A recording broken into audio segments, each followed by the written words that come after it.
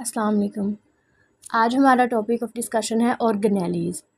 ऑर्गेनेलीज़ जो सी हैं इसकी बायोलॉजी में बहुत ज़्यादा इंपॉर्टेंस है। और बायोलॉजी के अंदर जो बायोलॉजी में क्योंकि बेसिकली हम सेल के बारे में पढ़ते हैं और तो सेल का जो स्ट्रक्चर है उसमें सबसे जो इम्पोर्टेंट रोल है वो ऑर्गेनेलीज़ का होता है।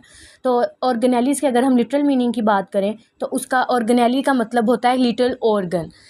लिटिल ऑर्गन मतलब छोटे छोटे ऑर्गन जो अपने अंदर एक इम्पोर्टेंट रोल प्ले करते हैं। उनका अपना स्पेसिफिक फंक्शन होता है, उनका स्पेसिफिक स्ट्रक्चर होता है और वो क्या करते हैं, सेल को ग्रो करने में, उसको रिप्रोड्यूस करने में, उसको फंक्शनिंग में इम्पोर्टेंट रोल प्ले करती हैं।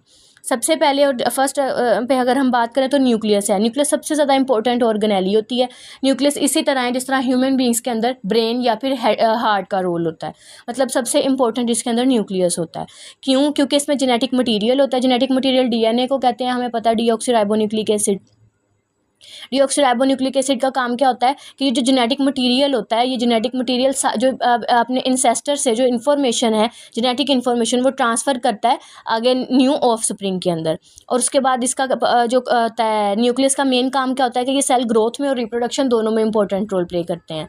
अब ये अगर इसके हम स्ट्रक्चर की बात करें तो सबसे आउटर साइड पे हमें नज़र आ रहा है कि सबसे आउटर साइड पर जो एनवेलप है या जो कवरिंग है, जो न्यूक्लियस के अंदर के मटेरियल को कंट्रोल किए हुए है या उसको बाहर निकलने से रोकता है, उसको न्यूक्लियर एनवेलप कहते हैं। उसके बाद जो इसके सेंटर में पोर्स होते हैं न्यूक्लियर एनवेलप के अंदर, जो कि मटेरियल को ट्रांसपोर्ट करने में हेल्प करते हैं। आउटर साइड से इनर साइड, इनर साइड से आउटर साइड में, उसको न्यूक्लियर पोर बोलते हैं। उसके बाद इसके सेंटर में एक डार्क सा स्पॉट होता है जिसको न्यूक्लियोलस बोलते हैं।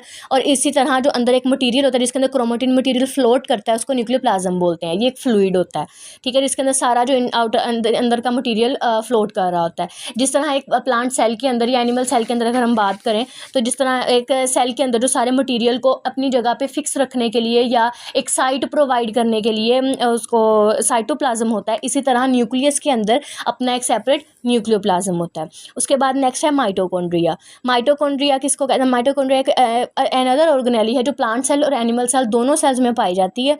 इसकी बेसिक फंक्शन होता है generate energy for cell. Cell के अंदर जो जितनी भी फंक्शनिंग होती है उसके लिए जो एनर्जी हमें सेल को चाहिए होती है वो माइटोकॉन्ड्रिया से मिलती है। माइटोकॉन्ड्रिया बनता थ्रू सेलुलर रेस्पिरेशन से है। अब सेलुलर रेस्पिरेशन के प्रोसेसेस में सारे साइकिल्स आ जाते हैं, जैसे क्रेब साइकिल हो गया, केल्विन साइकिल हो गया या ग्लाइकोलिक साइकिल हो गया। तो ये सारे साइकिल्स जो होते हैं इन सब के नतीजे में जो एटीपी प्रोड्यूस होता है, एटीपी या एडीपी। एटीपी एडिनोसिन ट्राइफॉस्फेट और एडीपी की फुल एब्रिविएशन होती है एडिनोसिन डाइफॉस्फेट। ये जो एटीपी और एडीपी की फॉर्म में जो एनर्जी प्रोड्यूस होती है वो माइटोकॉन्ड्रिया प्रोड्यूस करता है। अब चूंकि एनर्जी सबसे ज़्यादा प्लांट सेल के अंदर माइटोकॉन्ड्रिया प्रोड्यूस करता है, इसी वजह से माइटोकॉन्ड्रिया को सेल का पावर हाउस भी कहा जाता है। उसके बाद अगर हम इसके स्ट्रक्चर की बात करें तो ये एक डबल मेम्ब्रेन बाउंडेड ऑर्गेनेली होती है। सबसे आउटर साइड पे आउटर मेम्ब्रेन होती है, इनर साइड पे इनर मेम्ब्रेन बाउंडेड और इनर मेम्ब्रेन होती है। उसके बाद अंडर इसके मैट्रिक्स आ जाता है। मैट्रिक्स वो साइट है जहाँ पे सारी अंदर का जो मटेरियल है वो सारा उसमें फ्लोट कर रहा होता है। उसके बाद इसमें राइबोसोम्स आ जाते हैं। राइबोसोम्स का काम क्या होता है? राइबोसोम्स बेसिकली प्रोटीन सिंथेसिस में रोल प्ले करते हैं, ठीक है। राइबोसोम्स का जहाँ पे भी नाम आ जाए तो समझ जाए कि यहाँ पे प्रोटीन की सिंथेसिस हो रही है। उसके बाद इसके अंदर डीएनए के मटेरियल होते हैं, छोटा छोटा थ्रेड लाइक जो सारे में फ्लोट कर रहे होते हैं। उसके अलावा इसमें ग्रेन्यूल्स होते हैं। ग्रेन्यूल्स किसको कहते हैं? जो दानेदार से स्ट्रक्चर होते हैं इसके अंदर मैट्रिक्स के अंदर पाए जाते हैं, उनको ग्रेन्यूल्स बोलते हैं। उसके बाद नेक्स्ट है हमारे पास एंडोप्लाज्मिक रेटिकुलम। एंडोप्लाज्मिक रेटिकुलम ये न्यूक्लियस के बिल्कुल साथ ही अटैच होती है और ये प्रोटीन सिंथेसिस में प्रोटीन की सिंथेसिस में, उसकी फोल्डिंग में और उसके ट्रांसपोर्ट में हेल्प करती हैं। अब न्यूक्लियस के बिल्कुल साथ अटैच होते तो इसके अंदर कुछ न्यूक्लियर पोर्स पाए जाते हैं। अलावा इसके साथ ही न्यूक्लियर एनवेलप होती है, ये तो है न्यूक्लियस, ठीक है। न्यूक्लियर एनवेलप और न्यूक्लियर पोर। अब न्यूक्लियर एनवेलप के साथ ये जो फोल्डिंग्स पाई जाती हैं ये सारी जो उनसे होती हैं ये एंडोप्लाज्मिक रेटिकुलम होती है। और एंडोप्लाज्मिक रेटिकुलम अब दो टाइप की होती है, एक होते हैं रफ एंडोप्लाज्मिक रेटिकुलम, एक होते हैं smooth endoplasmic reticulum. Rough endoplasmic reticulum इसलिए होते हैं क्योंकि इसके ऊपर राइबोसोम्स जो हैं वो ग्रेन्यूल्स की फॉर्म में अटैच होते हैं और ये अपीयरेंस में थोड़ा सा रफ होता है। और जो स्मूथ एंडोप्लाज्मिक रेटिकुलम होता है इसमें फोल्डिंग्स जो बिल्कुल स्मूथ होती हैं, इसमें कोई भी उसमें ना मतलब नहीं होते, उसकी अपीयरेंस रफ नहीं होती, इस वजह से इसको स्मूथ एंडोप्लाज्मिक रेटिकुलम होते हैं। और ये जो फोल्डिंग्स होती हैं इन फोल्डिंग्स को सिस्टर्नी बोलते हैं सॉरी, और इनको सिस्टर्नी बोलते हैं और इनके अंदर जो स्पेसेस होते हैं इसको सिस्टर्नल स्पेसिस बोलते हैं। और इसका मेन काम क्या होता है? प्रोटीन की सिंथेसिस करना, उसकी फोल्डिंग करना और उसको ट्रांसपोर्ट करना। उसके बाद नेक्स्ट है राइबोसोम्स। अभी हम पीछे ही बात करके आए कि राइबोसोम जहाँ पे भी आ जाए तो इसका मतलब है वहाँ पे प्रोटीन की सिंथेसिस हो रही है। और नेक्स्ट अगर हम बात करें राइबोसोम्स की, तो अभी पीछे ही बात करके कि राइबोसोम्स जो होते हैं ये प्रोटीन सिंथेसिस साइट होती है, मतलब यहाँ पे सब ये प्रोटीन सिंथेसिस में इंपॉर्टेंट रोल प्ले करती है। अब अगर राइबोसोम्स के स्ट्रक्चर की बात करें तो राइबोसोम्स में दो सब यूनिट्स होते हैं। एक होता है राइबोसोम का लार्ज सब यूनिट, एक होता है स्मॉलर सब यूनिट। ऊपर वाली साइड पे लार्जर यूनिट होता है, नीचे स्मॉलर सब यूनिट होता है। इसके अंदर जो RNA होते हैं, राइबो न्यूक्लिक एसिड, वो इसमें मैसेंजर RNA होते हैं। स्मॉलर सब यूनिट से ऊपर मैसेंजर RNA होते हैं जो कि प्रोटीन को आगे ट्रांसफ़र करते हैं। ट्रांसफ़र RNA की हेल्प से ट्रांसफ़र करके आगे पॉलीपेप्टाइड चेन बनाते हैं अमाइनो एसिड्स की। अमाइनो एसिड्स क्या होते हैं? अमाइनो एसिड्स की पूरी पॉलीपेप्टाइड चेन ही होती है जिसको प्रोटीन बोलते हैं। अब प्रोटीन, अमाइनो एसिड ही प्रोटीन का सब यूनिट होता है, मतलब यूनिट होता है जहाँ से आगे प्रोटीन की सिंथेसिस होती है। अमाइनो एसिड क्या होता है? हम स्टार्ट से पढ़ते आ रहे हैं। इसमें एक अल्काइल ग्रुप होता है, एक अमाइनो ग्रुप होता है और एक कार्बोक्साइल ग्रुप होता है, ठीक है। और उसके बाद नेक्स्ट है लाइजोसोम्स। लाइजोसोम्स क्या होते हैं? ये छोटी छोटी बॉडीज़ होती हैं जो कि डाइजेस्टिव एंजाइम्स कंटेन करती हैं। इसके अंदर डाइजेस्टिव एंजाइम्स प्रेजेंट होते हैं और ये जो वेस्ट मटेरियल होता है सेल के अंदर, उसको क्या, उसकी ब्रेक डाउन करती हैं और आगे उसको फॉरेन सब्सटेंसेस में कन्वर्ट कर देती हैं। इसमें जो एंजाइम्स होते हैं उनको हाइड्रोलिटिक एंजाइम्स बोलते हैं। और अलावा इसमें ये साइड पे इसके वेस्ट मटेरियल है, इसके अंदर एक मैट्रिक्स होता है जिसके अंदर जो हाइड्रोलिटिक एंजाइम है वो एम्बेडेड होते हैं। और अलावा इसमें लेयर्स होती हैं दो, ये आउटर लेयर होती है और ये इनर लेयर होती है। नेक्स्ट ऑर्गेनेल हमारे पास गोल्जी अपरेटस, इसको गोल्जी बॉडीज़ भी बोलते हैं। ये साइंटिस्ट का नेम था गोल्जी, जिसने इसको डिस्कवर किया था, इसी वजह से इन्हें गोल्जी बॉडीज़ या गोल्जी अपरेटस बोलते हैं। ये क्या करते हैं? जो प्रोटीन होते हैं उसकी उसको मॉडिफाई करते हैं, उसको सॉर्ट करते हैं और उसकी पैकेजिंग करते हैं, उसको स्मॉल पैकेज में कन्वर्ट करते हैं ताकि वो आगे जहाँ जहाँ भी सेल के अंदर प्रोटीन्स की ज़रूरत है उसको वहाँ पे ट्रांसपोर्ट किया जा सके। लिपिड और प्रोटीन्स दोनों को, ये भी इस तरह की बॉडीज़ होती हैं फोल्डिंग लाइक। इसमें वो जो आउटर फेस होता है इसको सिस फेस बोलते हैं और जो लोअर फेस होता है उसको ट्रांस फेस बोलते हैं।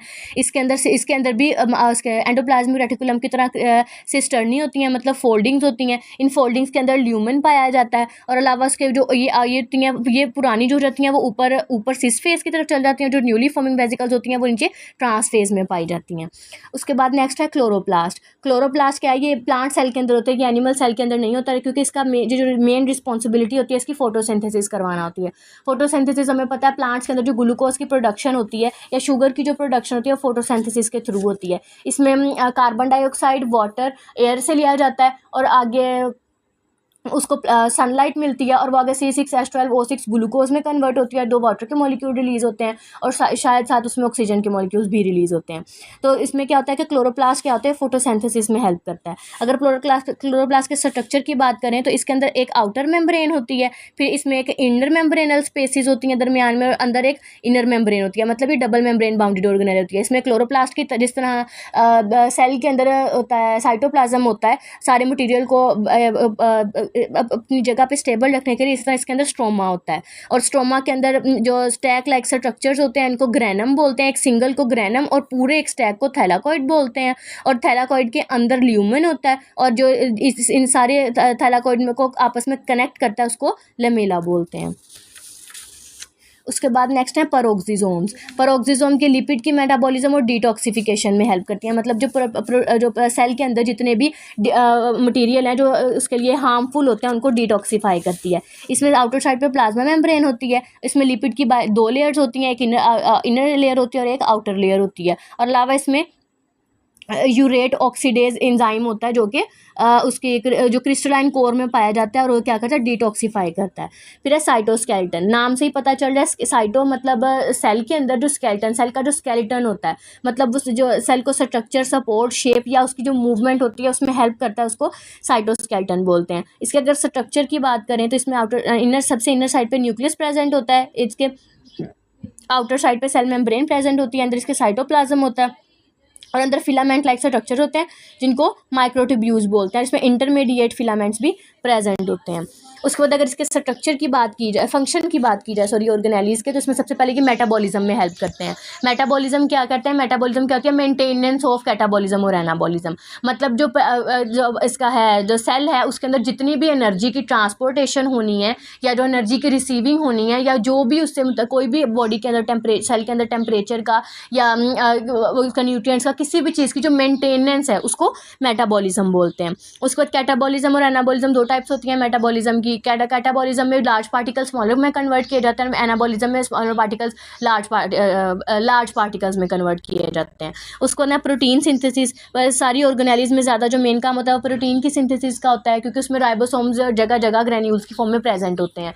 तो वो क्या करते हैं, राइबोसोम्स प्रोटीन के सिंथेसिस में हेल्प करते हैं, और प्रोटीन्स का आगे सब यूनिट अमाइनो एसिड होता है, और अमाइनो एसिड जो पूरी पॉलीपेप्टाइड चेन्स होती हैं वो मिलके प्रोटीन्स बनाती हैं। उसके बाद नेक्स्ट है वेस्ट मैनेजमेंट। जिस तरह वैक्यूल हो गया, इसके अंदर एक और ऑर्गेनेल होती है वैक्यूल, पर ऑक्सीजोम्स हो गए, या फिर अलावा उसके लाइजोसोम्स हो गए। ये सारे क्या करते हैं, जो वेस्ट मटेरियल होता है उसको स्टोर कर लेते हैं, और जब उसको सेल को जो है सेल का टाइम आता है या कोई इन्वायरमेंटल कंडीशन ऐसी आती है जिसमें वो जो है वेस्ट मटेरियल तो उसको रिलीज़ कर सकते हैं, तो वो उसको सेल से आउटसाइड रिमूव कर देते हैं। उसके बाद सेल सिग्नलिंग है। सेल सिग्नलिंग में हेल्प करते हैं, सेल के अंदर जो भी फंक्शनिंग होती है उसमें एक दूसरे को सारी ऑर्गेनेली सिग्नल देती हैं कि अब मैंने अपना फंक्शन परफॉर्म कर लिया, अब नेक्स्ट आगे फंक्शन इसका अगली ऑर्गेनेली का स्टार्ट होता है, आपस में एक दूसरे को सिग्नल्स देते हैं। उसके अलावा सेल स्ट्रक्चर, जैसे अभी साइटोस्केलेटन की बात करके कि जिसमें मेन फंक्शनिंग होती है ऑर्गेनेलीज की सेल के स्ट्रक्चर के अंदर होती है। सेल के स्ट्रक्चर में ये सारी ऑर्गेनेलीज आती हैं, और ये सारी ऑर्गेनेलीज की सेल के स्ट्रक्चर में भी इंपॉर्टेंट रोल प्ले करती हैं, और उसकी फंक्शनिंग में भी इंपॉर्टेंट रोल प्ले करती हैं। उसके बाद नेक्स्ट इसकी इंपॉर्टेंस आ जाती है। सबसे पहले कि सेलुलर फंक्शंस में, यानी कि सेल के अंदर जितने भी सेलुलर फंक्शंस होते हैं या होम्योस्टेसिस के होते हैं या मेटाबॉलिज्म, एनाबॉलिज्म, कैटाबॉलिज्म हम पढ़ के आए, जितने भी सेलुलर फंक्शंस होते हैं उन सब के अंदर जो है ना ऑर्गेनेलीज इंपॉर्टेंट रोल प्ले करती हैं। उसके बाद है सेलुलर स्पेशलाइजेशन, मतलब डिफरेंट ऑर्गेनेलीज जो हैं कि सेल को स्पेशलाइज या स्पेसिफिक फंक्शन परफॉर्म करती हैं। हर ऑर्गेनेली का सेम फंक्शन नहीं है, सब हर ऑर्गेनेली जो सी है पिछले को सपोर्ट करती है और आगे के लिए काम करती है, लेकिन अपना एक सेपरेट करेक्टर और या सेपरेट रोल प्ले करती है। उसके बाद disease prevention. Dysfunctional organelles can lead to various disease. इसमें क्या होता है कि जो ऑर्गेनेलीज होती हैं, अगर ऑर्गेनेलीज जो सी हैं वो डिसफंक्शनल है, मतलब अपना फंक्शन सही से परफॉर्म नहीं कर पा रही हैं, या उसके सेल्स जो हैं वो डिफेक्टिव हैं, तो क्या होता है कि वो प्लांट्स के अंदर या एनिमल्स के अंदर वेरियस डिजीज़ कॉज कर देती हैं। तो ये था आज का टॉपिक हमारा ऑर्गेनेलीज, और अगर कोई भी क्वेश्चन हो तो आप कमेंट सेक्शन में मेंशन कर सकते हैं, मैं ज़रूर आंसर करूँगी।